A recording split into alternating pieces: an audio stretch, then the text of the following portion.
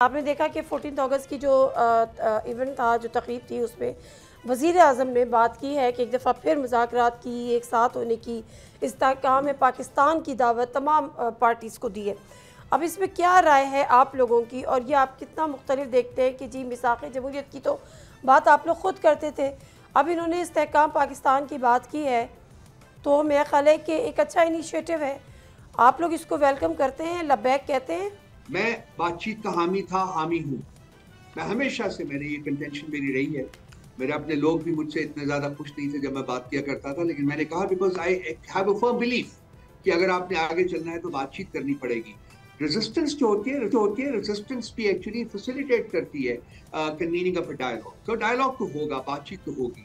اب مسئلہ یہ ہے کہ جو اس وقت کی سچویشن ہے نادیہ، اگر آپ اس کے اوپر ایک آبجیکٹو نظر ڈالیں تو ابھی ہم بات پروگرام شروع ہونے سے پہلے کہہ رہے تھے کہ ورچولی ایوری جو ہے member of P T I worth any thing وہ اس وقت قانون کے شکنجے میں ہے۔ مطلب جو قانون نہیں ہے وہ ایکچولی بالکل ناحق اس کے پیچھے جو ہے وہ اس کو پنشمنٹ دی جا رہی ہے، اس کو کنوکٹ کیا جا رہا ہے، اس کو جیلوں میں ڈالا جا رہا ہے۔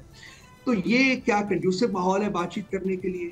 ہاں، اگر کوئی آئین اور قانون کے مطابق انہوں کوئی سزا دی جاتی ہے، اگر کسی سے کوئی واقعی جرم ہوا ہوتا اور اس کی سزا دی جاتی تو میں اس طریقے سے گفتگو نہ کرتا، لیکن تمام ناحق جو ہے سزائیں جو ہیں وہ دی جا رہی ہیں۔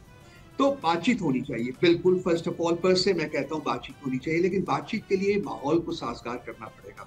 بات چیت خان صاحب کی اپروول اور ڈائریکشنز کے بغیر نہیں ہو سکتی۔ خان صاحب سے بات چیت ہمیں بات ہی نہیں کرنے دی جا رہی۔ سیاسی لیڈران کو خان صاحب سے بات کیے ہوئے 36 ہفتے ہو گئے، مجھے ذاتی طور کے اوپر 42 ہفتے ہو گئے، بات ملاقات نہیں۔ تو کیا میں بتاؤں کہ ایک جینون ان کا ایک انیشیٹو ہے کہ جی ہم نے تو ریاستی فسطائیت کو تو جاری رکھنا ہے، لیکن آپ بات کریں، یہ بات چیت تو نہ ہوئی نا۔ سبسکرائب کریں اور بیل دبائیں تاکہ کوئی خبر رہ نہ جائے۔